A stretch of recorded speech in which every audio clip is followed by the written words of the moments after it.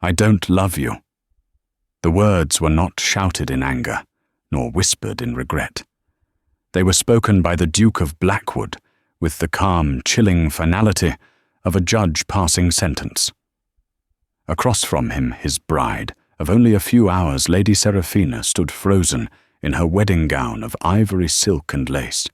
The air in the grand ducal chamber, which should have been filled with warmth and promise, turned sharp and cold. He had pursued this match, sealed their union before God and King, and now in the intimacy of their first night as man and wife, he offered her a vow of emptiness. Why? Why orchestrate a marriage only to shatter the bride's heart with such deliberate, placid cruelty? The answer lay buried in a darkness the Duke prayed would never touch her, a prayer that would soon become a desperate, ragged plea to the very heavens.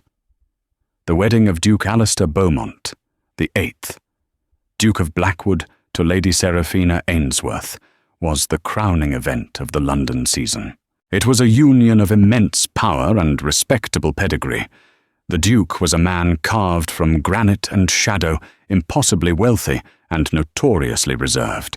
At 30, he was the most eligible bachelor in England, yet his eyes held a remoteness that kept the world at arm's length. Lady Seraphina, by contrast, was the darling of the aristocracy, a beauty, yes, with hair the colour of spun gold and eyes the shade of a summer sky, but it was her spirit that captivated. She possessed a gentle warmth and a quick, intelligent wit that promised a springtide in the cold halls of Blackwood Manor.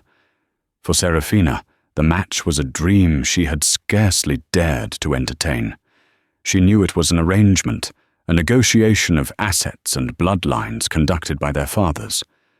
Yet during their brief and heavily chaperoned courtship, she had seen something flicker behind the Duke's guarded grey eyes, a flash of interest when she spoke of philosophy, a ghost of a smile when her laughter rang out in the manicured gardens. She mistook these fleeting moments for the seeds of affection, convincing herself that love could be cultivated, that she could be the one to breach the walls he had so carefully constructed around his heart. The ceremony at St. George's Chapel was a masterpiece of pageantry. Sunlight streamed through the stained glass windows, painting the stone floor in jewels of ruby and sapphire. Seraphina walked the aisle on her father's arm, her heart a fluttering bird in her chest. When she reached the altar, Alistair took her hand. His touch was firm, his fingers cool. He looked magnificent in his formal attire, his dark hair impeccably styled, his jaw set in a line of perfect aristocratic discipline. He performed his duties flawlessly, his vows spoken in a clear, resonant voice that filled the sacred space.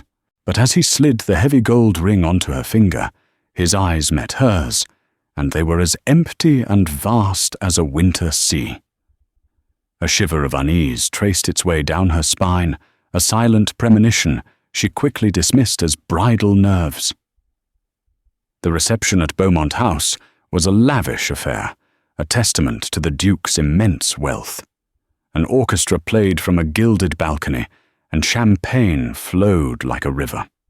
Alistair was the perfect host, impeccably polite and glacially charming. He guided her through the first dance, his hand a formal weight on her back, his steps precise and detached. He was a phantom in his own home, a man present in body, but absent in soul. Finally, the endless night of smiles and pleasantries came to an end. They travelled in a closed carriage to Blackwood Manor, the Duke's ancestral estate in the countryside. The silence between them was thick and suffocating. Seraphina, desperate to break it, commented on the beauty of the moonlit landscape. "The grounds are well maintained," was his only clipped reply. Blackwood Manor rose from the earth like a Gothic Titan, its stone towers and crenellations stark against the starry sky. It was more fortress than home, a place of imposing beauty and profound loneliness. Inside, the staff lined the cavernous entry hall, their heads bowed. The air was cold, smelling of ancient stone beeswax and secrets. A short time later, after being attended to by a silent, efficient lady's maid named Lady Seraphina, stood waiting in the ducal bedchamber. The room was opulent, dominated by a massive four-poster bed draped in dark velvet. A fire crackled in the hearth, but it did little to dispel the chill. She had changed into a simple nightgown of white silk, her golden hair unbound and cascading over her shoulders. She was nervous, yet a sliver of hope remained. Here, away from prying eyes, perhaps the man she had glimpsed during their courtship would finally emerge. The door opened and Alistair entered. He had shed his formal coat and waistcoat, wearing only his trousers and a fine linen shirt unbuttoned at the collar. He walked not to her, but to the decanter of brandy on a nearby table. He poured a glass and drank it in one swift motion. He turned to face her, his expression unreadable. "I trust your accommodations are satisfactory." It was not the greeting she had imagined. "Yes, Your Grace. The room is magnificent." He took a step closer, and for a moment her breath caught. He stopped a few feet away, his broad shoulders blocking the firelight. "There are some terms we must establish, you and I, if we are to coexist peacefully." "Terms," she whispered, her heart beginning to sink. "This is a marriage of convenience, Lady Seraphina," he said, his voice level. "It has secured your family's finances and provided me with a duchess. That is the extent of our contract. I will require an heir. Beyond that, you are free to occupy yourself as you see fit. You will have your own wing, your own staff, a generous allowance. In public, we will present a united front. In private, we will lead separate lives." The words struck her like physical blows. Her hope, so carefully nurtured, began to wither and die. I had thought. You thought what he asked, a hint of something sharp in his tone, that this was a love match, that I was smitten with your wit and charm. He gave a short, mirthless laugh that did not reach his eyes. "Do not delude yourself." Tears pricked at her eyes, hot and shameful. She would not let him see her cry. She lifted her chin. "Why marry me, then?" Any number of women would have accepted such a cold bargain. His gaze was intense, analytical. "You are well-bred, intelligent, and strong. You will produce a healthy heir, and you will not crumble under the pressures of being a duchess. You are suitable." Suitable. She was a brood mare, a piece of property acquired for a specific purpose. The final fragile thread of her hope snapped. The silence stretched, broken only by the crackle of the fire. He had said his piece. He was waiting for her to accept her fate. But it wasn't enough. He had to extinguish the last ember of hope. He had to make sure she understood the absolute desolation of her new life. He took another step, his shadow falling over her. He looked down at her, his face a mask of indifference. And then he spoke the words that would haunt her for all her days. "I don't love you," the Duke said calmly, "and I never will. You must accept that." He then turned, picked up a pillow from the bed, and went to the chaise lounge by the fire, leaving her standing alone in the center of the vast, cold room, a bride in a marriage that was already a tomb. The days that followed bled into a monochrome existence for Seraphina. She was the Duchess of Blackwood, a title that afforded her every imaginable luxury, and not an ounce of happiness. Her life was a performance. In public, Alistair was the epitome of a dutiful husband. His hand would rest formally on the small of her back as they entered a ballroom. He would incline his head and listen with feigned interest when she spoke to their guests.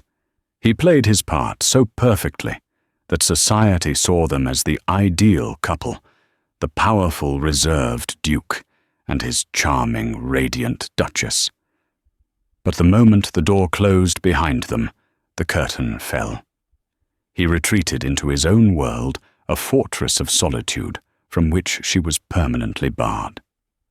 They took their meals together in the cavernous dining hall, a long expanse of polished mahogany separating them, the silence broken only by the clinking of silverware. He would read a newspaper or a ledger, never once meeting her gaze. After he would retire to his study, a room she was implicitly forbidden from entering, and she would not see him again until the next scheduled performance. Her life was governed by a cold, unspoken routine. She had the east wing, he the west. The manor with its hundreds of rooms was large enough for them to live as strangers under the same roof. Seraphina tried in the beginning. She attempted to engage him in conversation about politics, about literature, about the estate. Her efforts were met with curt, dismissive replies that made it clear her opinions were of no consequence to him. She once brought him a cup of tea in his study, a small, hopeful gesture. He looked up from his desk, his expression hardening. "Eleanor can see to my needs. Do not trouble yourself again." The rejection was absolute. She poured her energy into exploring her gilded cage. The grounds of Blackwood Manor were vast and beautiful, a stark contrast to the oppressive gloom within its walls.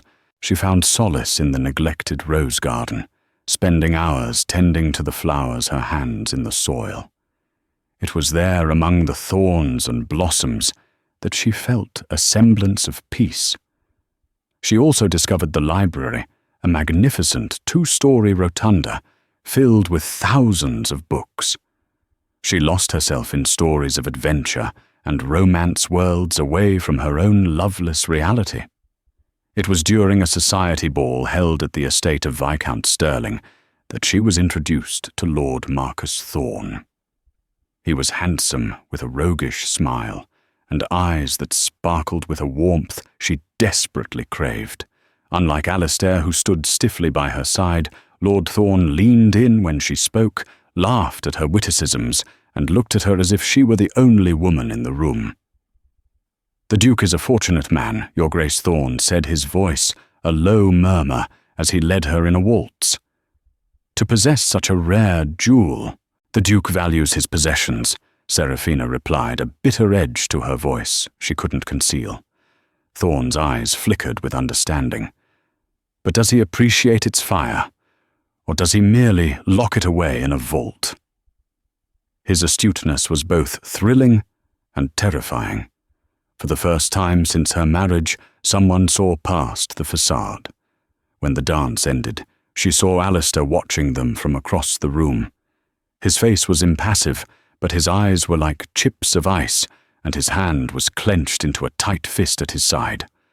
Later that night, in the carriage ride home, the silence was heavier than ever before, charged with an unspoken, cold fury. Meanwhile, Alistair watched her from the shadows of his own making.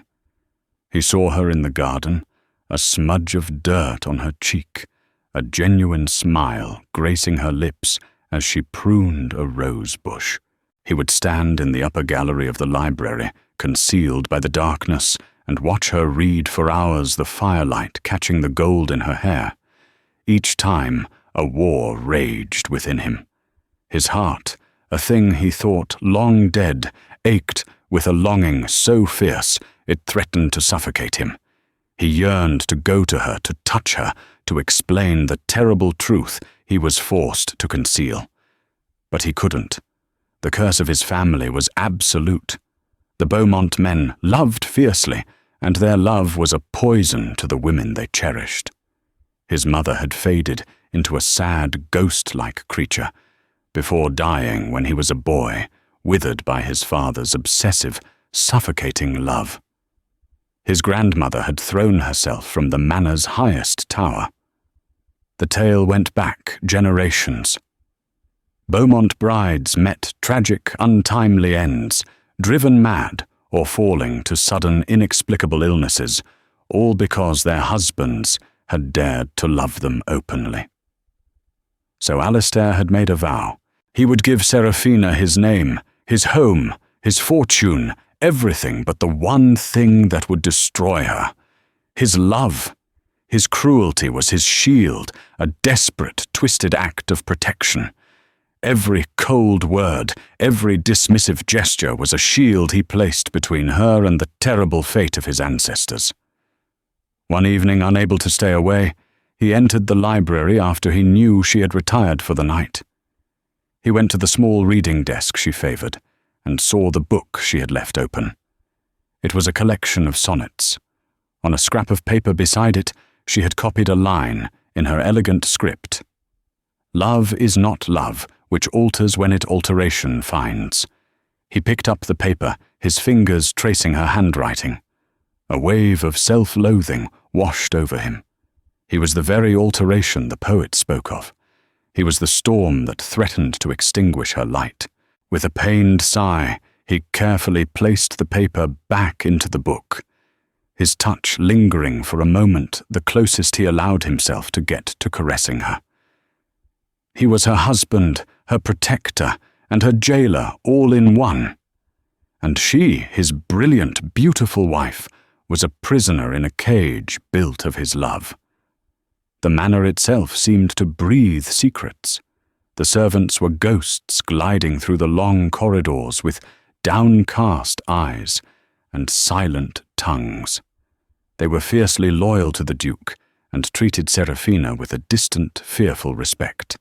She was their duchess, but she was an outsider, and the oppressive sorrow of the house seemed to emanate directly from its master. Her lady's maid, Eleanor Vance, was a young woman with a kind face, but wary eyes. She was efficient and professional, rarely offering more than was required. But Seraphina's loneliness was a palpable thing, and her gentle nature slowly began to erode Eleanor's defences. One rain-swept afternoon, Seraphina was in her sitting room, staring listlessly out at the drenched gardens, when Eleanor entered with a tea tray. "Is there anything else?" "Your Grace," Eleanor asked, her voice soft. "Tell me about this place," Eleanor Seraphina said, suddenly turning from the window. "Tell me something real. I feel as though I am living in a storybook, but all the pages are blank." Eleanor hesitated, her hands twisting in her apron. "It is not my place." "Please," Seraphina implored, her voice raw with desperation. "I need a friend." That simple, vulnerable plea was the key. Eleanor's professional mask crumbled, replaced by a look of profound sympathy. "This house, it holds a great deal of sadness. Your Grace," she began, her voice barely a whisper. "The Beaumont men, they do not have good fortune with their wives." A chill settled deep in Seraphina's bones. "What do you mean? The old Duke?" "His Grace's father. He worshipped his wife. He showered her with affection, with gifts. He couldn't bear to be parted from her. But she just faded, like a flower kept in a room with no air. She grew melancholic and frail, and her heart gave out before she was 30. They said it was consumption, but the old folk on the estate say it was a broken spirit." Eleanor glanced at the door nervously before continuing. "And his mother before him. The stories say she was a vibrant, fiery woman. But she became unstable. One night she climbed the North Tower and..." Eleanor stopped, unable to finish the sentence. The North Tower. Seraphina had noticed it was always locked. She had assumed it was structurally unsound. Now a more sinister possibility presented itself. A curse. Seraphina breathed the word, sounding foolish and medieval on her tongue. Some call it that Eleanor confirmed. A darkness that clings to the Beaumont line. It is said that their love is a consuming fire. It protects the family name, but destroys the women who carry it. The pieces began to click into place, forming a terrifying, heartbreaking mosaic. Alistair's coldness, his distance, his refusal to even look at her with an ounce of warmth. Was it not hatred, but fear was his cruelty, a shield meant to protect her from this shadowy fate? The idea was so outlandish, yet it explained everything. It reframed his every action, not as an insult, but as a sacrifice. Her quest for understanding became an obsession. She began to observe Alistair with new eyes. She saw the tension in his shoulders when Lord Thorne would send her a bouquet of flowers, which he promptly ordered the staff to dispose of. She noticed the way his gaze would follow her as she walked the grounds, darting away the second she turned in his direction. This was not the indifference of a man who cared little. It was the hypervigilance of a man terrified of his own shadow. One night, unable to sleep, she wandered the silent corridors of the West Wing, a place she had never dared to venture. Drawn by a sliver of light from under his study door, she crept closer. She heard voices from within Alistair and his trusted valet, Mr. Davies. Thorne is becoming a problem. Alistair's voice was low and strained. He is circling her like a vulture. His attention will only agitate her, make her question things. Perhaps if your grace were to show her some small kindness, Davies suggested gently. No. The word was sharp, violent. Even a single spark could ignite the kindling. You know the history, Davies. You saw what happened to my father. His doting drove my mother into her grave. I will not make that mistake. She must remain untouched by it. By me. Her spirit must remain her own, not consumed by mine. She is a strong woman, your grace. Stronger than you think. And I will not test that strength, Alistair said, with grim finality. I would rather she hate me and live than love me and perish. Seraphina pressed her back against the cold wall, her hand covering her mouth to stifle a sob. It was true. All of it. He was pushing her away, not because he didn't care, but because he cared too much. He had sentenced himself to a life of solitude to spare her the fate of the Beaumont brides. Her husband was not a monster. He was a martyr, and she was the source of his torment. Tears streamed down her face, but they were not tears of sorrow for herself, but of profound, aching compassion for the man who was sacrificing his own happiness for her safety. She now knew the truth of his heart, and it was a revelation that was both beautiful and utterly devastating. She was married to a man who loved her so much he pretended to hate her, and she had no idea how to save them from this beautiful, tragic curse. Armed with her new understanding, Seraphina's perspective shifted. His morning grunts were no longer insults, but shields. His averted gaze was not disdain, but a painful act of self-restraint. She began to see the minute cracks in his granite facade, the tightening of his jaw when she laughed, with a guest the subtle way his posture stiffened when another man paid her a compliment. She was no longer a victim of his cruelty, but a secret keeper of his pain. This new knowledge emboldened her. She decided to fight for him, for them, in the only way she knew how, by showing him that she was not as fragile as the women who had come before her. She would prove that she would not break. Her primary obstacle was Lord Marcus Thorne. He saw the Duke's public indifference as a weakness, an opening to be exploited. His pursuit escalated from flirtatious compliments to overt, possessive gestures. He would appear at her side during every social gathering, his presence a constant, unwelcome shadow. He sent her lavish gifts, jewels, books, exotic flowers, all of which were intercepted and returned by a grim-faced Alistair before she ever laid eyes on them. The inevitable confrontation occurred at the annual Blackwood Harvest Ball, the most important social event on the local calendar. Seraphina, dressed in a gown of deep emerald that highlighted the fire in her hair, was determined to present a picture of unshakable grace. Alistair, as always, was a formidable, distant presence at her side. Lord Thorne approached them, a smug smile playing on his lips. "Your Grace," he said to Seraphina, completely ignoring Alistair. "You are the very vision of autumn's beauty. You put the entire harvest to shame." He took her hand, his thumb stroking her skin as he brought it to his lips, his eyes holding hers in a challenging gaze. Before Seraphina could pull away, Alistair's hand shot out and clamped around Thorne's wrist. His grip was like iron. Lord Thorne Alistair's voice was deceptively soft, yet it cut through the ballroom chatter like a razor. "I believe you are forgetting your courtesies. You will address my wife as the Duchess, and you will unhand her. Now." Thorne's smile faltered his eyes, widening slightly at the barely veiled violence in Alistair's grip. He released Seraphina's hand. "My apologies, Duke.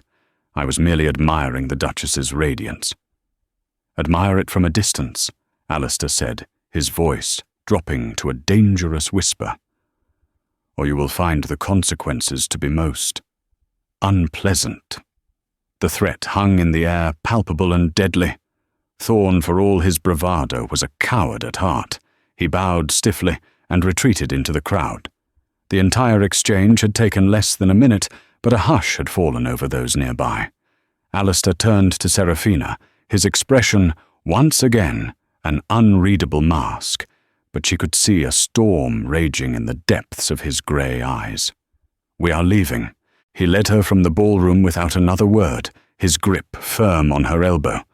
The ride back to the manor was silent, but it was a different kind of silence now, not empty, but fraught with unspoken tension.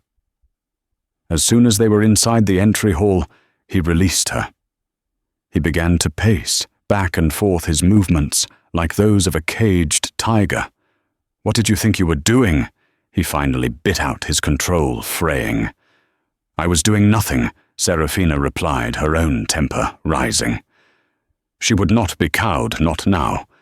"I was enduring the tiresome advances of a man you invited into your home. You encourage him," he accused, whirling to face her. "With your smiles, your laughter. You give him hope. I give him basic civility, which is more than my own husband has ever offered me," she retorted, her voice ringing with months of pent-up frustration. "Or would you prefer I hide in my rooms like a frightened mouse? Is that the kind of Duchess you wanted? A ghost to haunt these already mournful halls?" His face hardened. "I want a wife who understands her position. Your behavior reflects on me. Your reputation is tied to the Beaumont name. That is my only concern." He had thrown up the shield again, using the cold, calculated words he thought would protect her. But tonight she would not allow it. "Is it," she challenged, stepping closer to him, forcing him to meet her gaze. "Is your name all you care about? Or are you a coward, Alistair? Are you so terrified of a phantom, a whisper of a family curse, that you would condemn us both to this miserable half-life?" The use of his given name, the first time she had ever dared to speak, it struck him like a physical blow. His jaw went slack, his eyes wide with shock and something else, fear. He stared at her, as if she had ripped open his chest and exposed his heart for all to see. "You know nothing," he finally managed to say, his voice hoarse. "I know everything," she whispered, her anger dissolving into a wave of sorrow. "I know you are not cruel, but terrified, and I know that you are wrong. I am not your mother. I am not your grandmother. I will not break." For a heart-stopping moment, he simply stared at her, his composure utterly shattered. She saw a maelstrom of emotions in his eyes, longing, anguish, terror, and a desperate, heart-breaking love.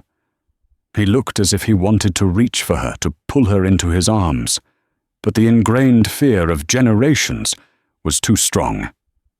The mask slammed back into place, colder and more impenetrable than ever before. "You will go to your rooms," he said, his voice flat and devoid of all emotion. "And you will not speak of this again." He turned his back on her and strode towards his study, leaving her alone in the vast, echoing hall, the chasm between them wider and more painful than ever before. She had reached for him, and he had recoiled, retreating deeper into the prison of his own making. Weeks passed in a state of strained truce. Alistair avoided her more than ever, the memory of her accusation hanging between them like an invisible wall. Seraphina, though rebuffed, refused to retreat. She had declared she would not break, and she was determined to live up to that promise. She threw herself into managing the household with a vigor and intelligence that surprised the staff, and though he would never admit it, impressed her husband. She reviewed the ledgers with the estate manager, Mr. Henderson, identifying inefficiencies and proposing sensible solutions. She visited the tenant farmers, listening to their concerns and earning their respect with her genuine interest and practical charity. She was becoming not just the Duchess in name, but the true mistress of Blackwood, breathing life and purpose into the stagnant, sorrowful estate. Alistair watched all of this from a distance. He would read her notes in the ledgers, her handwriting firm and confident. He would hear the reports from Henderson, who praised her keen mind and compassionate nature. Every success was a fresh torment, a testament to the remarkable woman he held at arm's length. He saw her thriving not because of him, but in spite of him, and it was both a relief and a source of profound agony. The turning point came on a dry, windy night in late autumn.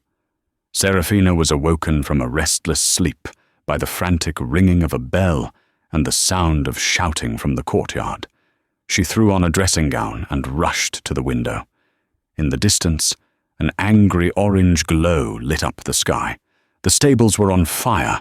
Without a second thought, she flew from her room, her bare feet slapping against the cold stone floors. She met Alistair in the main corridor. He was already dressed, his face grim, pulling on his riding boots. "Go back to your room, Seraphina. It isn't safe," he commanded, his voice sharp with authority. "The horses are in there, and the stable boys who sleep in the loft." She cried, her heart pounding with fear. "I will handle it." He turned to leave, but she grabbed his arm. "No, you need help. We all need to help." He looked down at her hand on his arm, his expression unreadable, then met her gaze. He saw not panic, but a fierce, unwavering resolve. He gave a curt nod. "Stay behind me." The scene at the stables was chaos.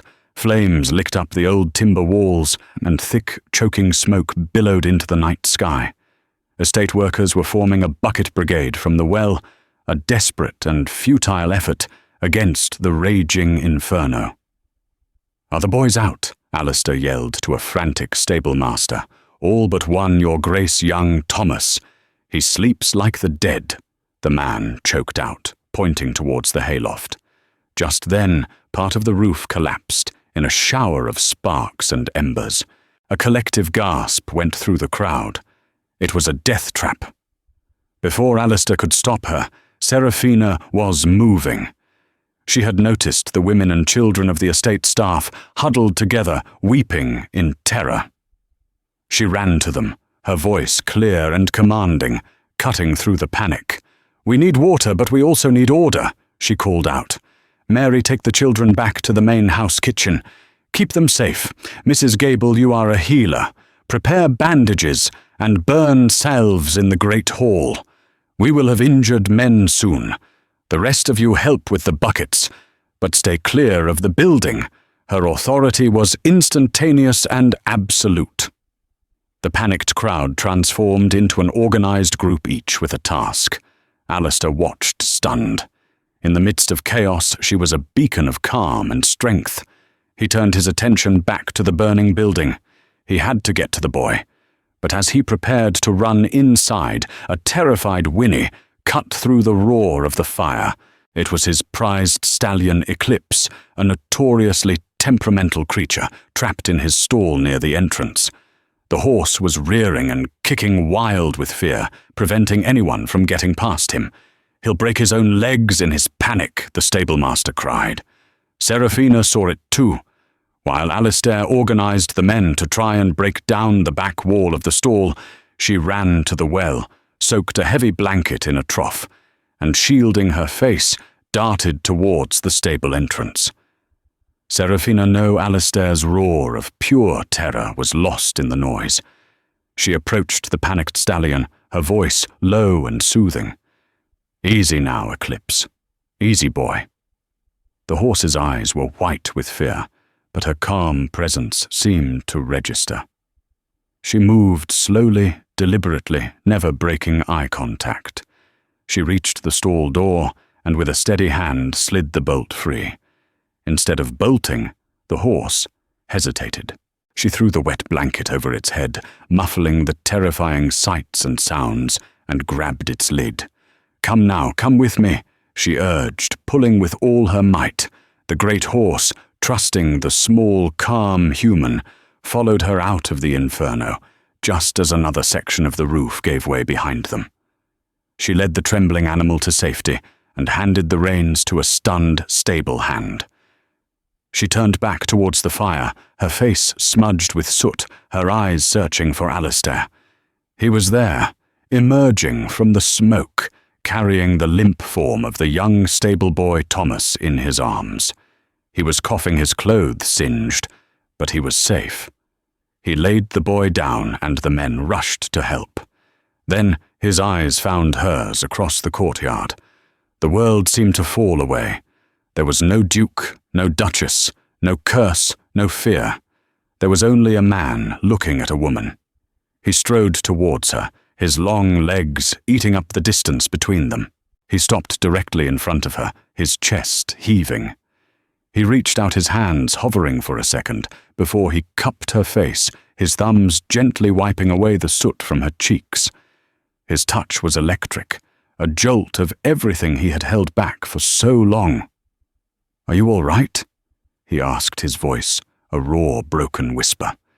It was not a duke's command, but a man's desperate plea. For that single unguarded moment, she saw it all in his eyes, the fear he had felt for her, the awe at her bravery, the fierce, consuming love he fought so hard to deny. The facade was not just cracked, it was shattered. Then, as quickly as it appeared, it was gone. He seemed to realize what he was doing where they were. He dropped his hands, as if burned his expression, shutting down the mask of cold indifference slamming back into place. "You were reckless," he said. His voice clipped and harsh. "Go back to the house. Eleanor will attend to you." He turned and walked away, barking orders at the estate workers, leaving her standing there, the ghost of his touch still warm on her skin. But it was too late. He had shown her his heart, and the image was seared into her memory forever. The fire marked a profound shift in their silent war. Alistair's control, once absolute, was now fractured. He grew more volatile, his moods swinging between an even colder, more cutting distance and moments of intense, brooding watchfulness. Seraphina, in turn, felt a new resolve. She had seen the truth in his eyes, and she would no longer be a passive participant in their tragedy. Her newfound status as the heroine of the fire earned her the unshakable loyalty of the staff and tenants. They saw her not just as the Duchess, but as their protector, a woman of substance and courage. This only served to further isolate Lord Thorn, whose attempts to curry favour now seemed pathetic and unwelcome in the face of Seraphina's genuine leadership. Thorn's vanity could not endure the humiliation. He had been publicly bested by the Duke and was now being ignored by the one woman whose attention he craved. His infatuation twisted into a venomous obsession. If he could not possess her, and if he could not use her to wound the Duke's pride, then he would simply remove her from the equation. Hurting her, he reasoned with twisted logic, was the only way left to truly hurt Alistair. He began to watch her routines. He knew she enjoyed riding out in the mornings, often taking the winding, secluded path along the cliffs that overlooked the sea. It was her one true escape, a place where she felt free. It was also dangerously isolated. Thorne enlisted the help of a disgruntled former stable hand from the Beaumont estate, a man named Finn, whom Alistair had dismissed for theft. For a handful of gold, Finn agreed to do the unthinkable. He was to tamper with the Duchess's saddle, specifically the girth strap, weakening the leather, just enough so that it would hold for a time before snapping under the strain of a canter. The cliffside path had a sharp, treacherous bend. A fall there would be seen as a tragic, unavoidable accident.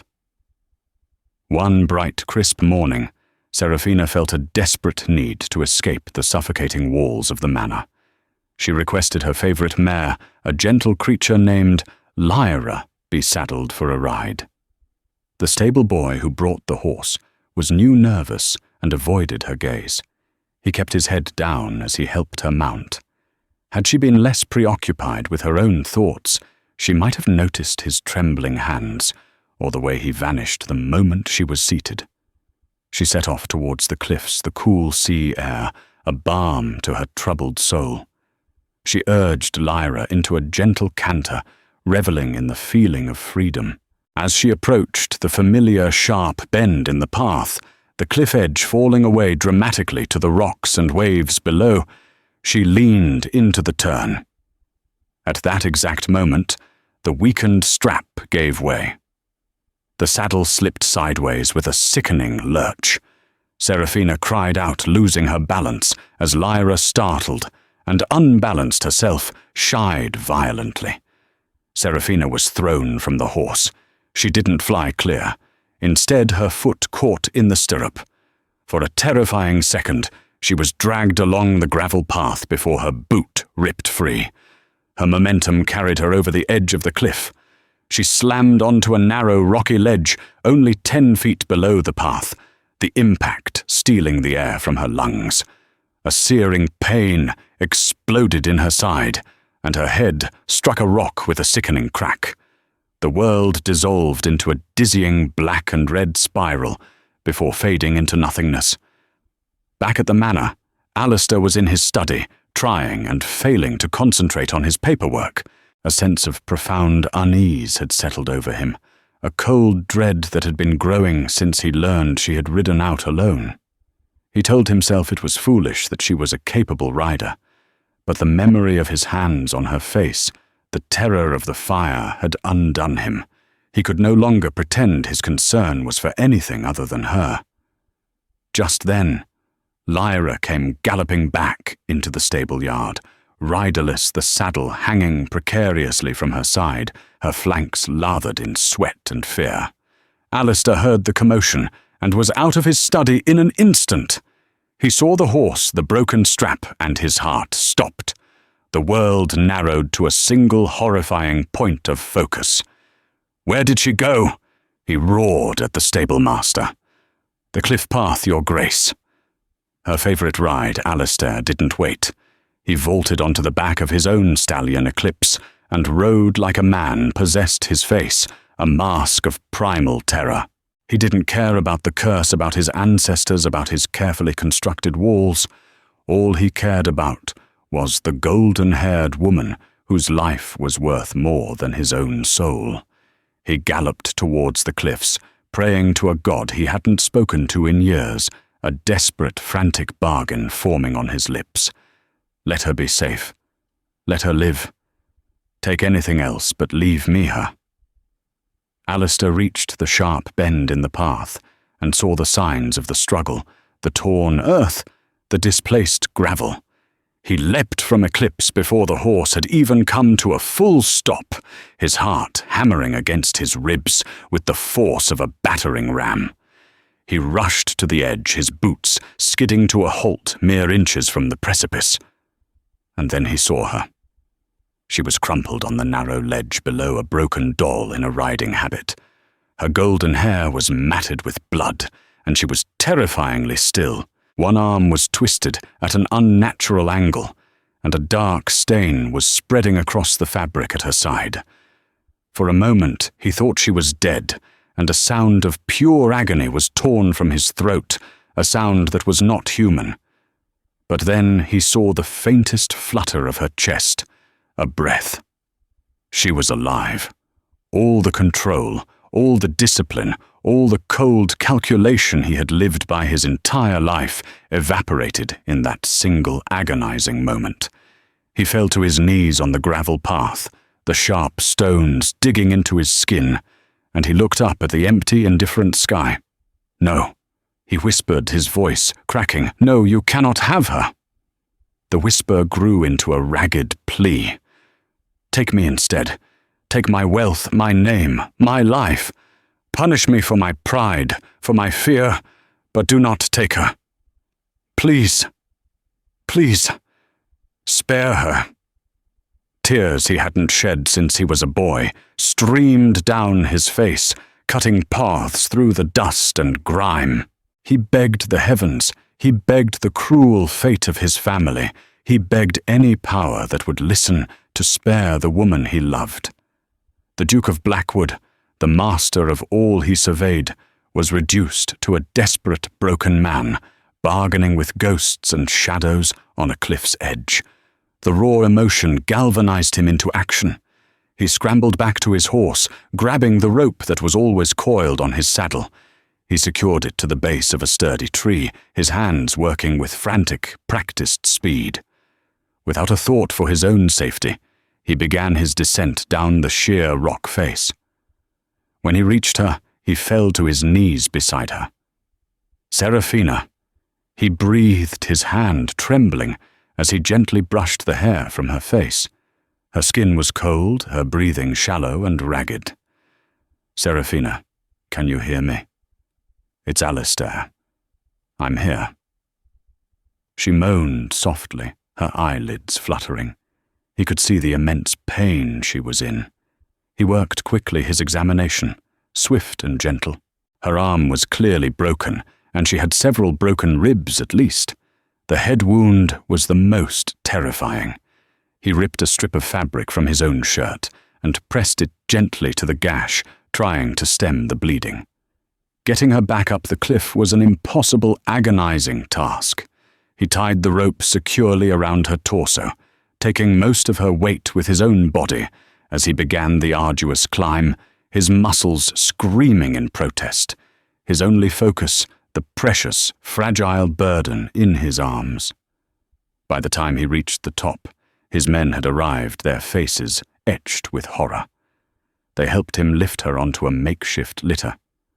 Alistair never let go of her hand, walking beside her, as they rushed back to the manor, his voice a constant soothing murmur. "Hold on, my love. Just hold on. I'm with you. I will never leave you." He didn't care who heard. The secret was out, screamed into the wind on the cliff top, and whispered into her unconscious ear. The doctor was summoned, a grim-faced man who offered little hope.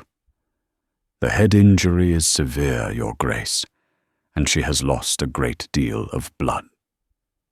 The next few hours will be critical. We can only wait and pray." But Alistair would do more than wait. He refused to leave her bedside. He dismissed Eleanor. He ignored the servants who brought him food.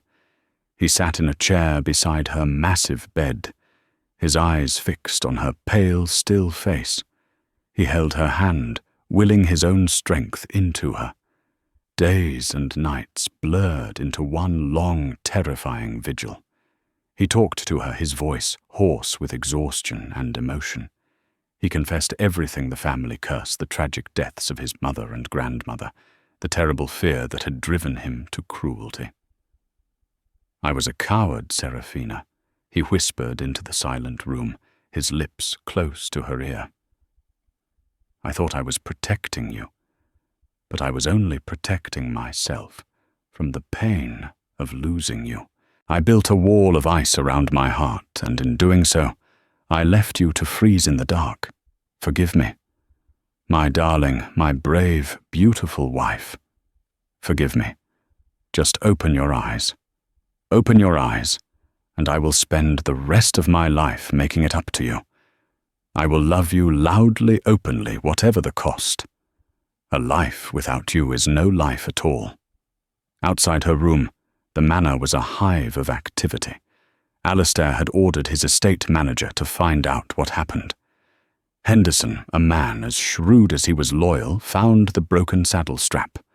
It took him less than a day to find the nervous new stable boy, who confessed everything, naming the disgraced Finn, and most importantly, Lord Thorn.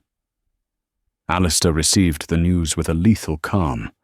The grief and fear in his heart coalesced into a cold, diamond-hard fury. He had begged the heavens to spare his wife. Now he would deliver hell to the man who had tried to take her from him. While Seraphina lay suspended between life and death, Alistair moved with the chilling precision of a predator. He did not call Thorn out for a duel. That would have been too simple, too honourable for a man who deserved no honour. He intended not just to end him, but to utterly dismantle him, piece by piece. He dispatched riders with letters to every influential figure in London, bankers, politicians, and social arbiters. The letters, written in the Duke of Blackwood's commanding hand, detailed Lord Thorn's debts, his cheating at cards, his seduction of a young, indebted baron's daughter, and culminated with the damning notarized confession of the stable hand who had sabotaged the Duchess's saddle. Alistair didn't just accuse, he provided irrefutable proof. He called in every favour, leveraged every bit of his immense power, and by dawn the next day, Lord Marcus Thorn's world had ceased to exist. His lines of credit were cut. His invitations to every respectable house were rescinded. He was socially and financially ruined a pariah overnight. The final blow came when Alistair himself, his face pale and haggard from his vigil, but his eyes burning with righteous fury, confronted Thorn at his gentleman's club. He didn't raise his voice. He simply approached Thorn's table, dropped a copy of the stable hand's confession onto it, and said in a voice loud enough for all to hear, "Your presence in this country is no longer welcome. I suggest you find a new continent by week's end, or you will find yourself in a prison cell for the rest of your pathetic life." Thorn, his face ashen, looked around for support, but found only the cold, condemning stares of his former friends. He fled the club in disgrace, a ruined man. Alistair's reckoning was complete. He returned to the manor, the rage that had fueled him, draining away, leaving only the hollow ache of fear. For Seraphina, he went immediately to her room and resumed his place by her side. Nothing had changed. She remained pale and unresponsive, lost to him in a silent, dreamless sleep. He took her hand, his thumb stroking her knuckles. "It's done, my love," he whispered. "He can never hurt you again. Now all that is left is for you to come back to me. Please, Seraphina, come back." He laid his head down on the mattress beside her hand, the exhaustion of the past week finally overwhelming him, and for the first time he fell into a troubled sleep. He was awoken some time later by a faint, unfamiliar pressure on his hand. He lifted his head, his heart stopping. Seraphina's fingers were curled weakly around his. His head snapped up to look at her face. Her eyes, the color of a summer sky he thought he might never see again, were open. They were cloudy with pain and confusion, but they were open, and they were looking at him. Alistair. Her voice was a faint, scratchy whisper, the most beautiful sound he had ever heard. Tears welled in his eyes as a sob of pure, unadulterated relief escaped him. "I'm here, Seraphina. I'm right here. I heard you," she whispered, her brow furrowed, as she tried to piece together the fragmented memories. "By the cliff. and in the dark. I heard you talking. He brought her hand to his lips, kissing her knuckles gently. Every word was true. I love you, Seraphina Beaumont. I have loved you since the moment I first saw you, and my own foolish fear nearly destroyed us both. There is no curse but the one I created myself. A single tear traced a path from the corner of her eye down her temple. You were protecting me. In the most idiotic, cruel way imaginable, he said, his voice thick with emotion. I promise you from this day forward, you will never doubt my heart again. You will be so tired of hearing me say I love you. You will beg for the silent man to return. A tiny smile touched her lips, a fragile but beautiful sight. I don't think so. Their healing was a slow process. Her body took months to mend, but their hearts began to heal in that moment. Alistair never left her side. He fed her red to her, and simply sat with her in comfortable silence, his hand always holding hers. The cold, distant Duke was gone, replaced by a man of profound tenderness and unwavering devotion. The manor, once a place of oppressive silence, was now filled with quiet laughter and the murmur of real conversation. The curse, whether real or imagined, was broken not by magic, but by courage, and the simple, terrifying, beautiful act of confession. The Duke, who had calmly declared he did not love his wife, had begged the heavens to spare her, and in doing so had saved them both. From the chilling pronouncement of a loveless marriage to a duke's desperate plea on a wind-swept cliff, Alistair and Seraphina's story reminds us that the greatest walls are the ones we build around our own hearts. It is a testament to the fact that true love is not always found in whispered, sweet nothings, but sometimes in the fiercest, most painful sacrifices. They fought against a family curse, a treacherous rival, and their own fears to find a love that was stronger than any darkness. Their journey proves that even the coldest stone fortress can be turned into a home when illuminated by the light of courage and devotion. If Seraphina and Alistair's epic journey from heartbreak to healing moved you, please show your support by hitting that like button. Share this story with someone who loves a tale of redemption and hidden passion. Most importantly, subscribe to our channel and ring the notification bell so you won't miss our next story. What did you think of the Duke's drastic measures to protect his Duchess? Let us know your thoughts in the comments below.